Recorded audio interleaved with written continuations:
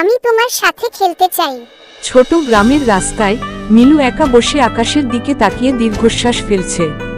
খেলনা নেই, বন্ধু নেই, আজ মিলুর মনটা ভীষণ খারাপ। ওই সময় আকাশে একটা রঙিন বেলুন উড়ে আসে। রাস্তার ধারে গাছের নিচে মিলু বেলুনটা হাতে নেয়। হঠাৎ বেলুন থেকে মিষ্টি কণ্ঠ, আমাকে নিয়ে ইচ্ছে করো, আমি পূরণ করব। মিলু ভয় পেয়ে হাতে বেলুন লুকায়। মিলু বলল, আমার একটা খেলনা গাড়ি চাই।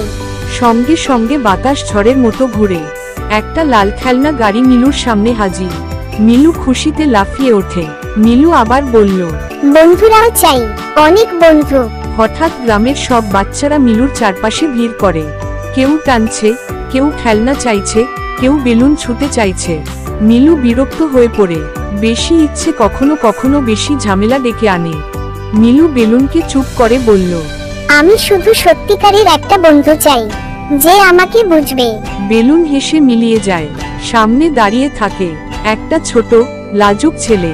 ছেলেটা বলল, আমি তোমার সাথে খেলতে চাই। মিলু হাসে।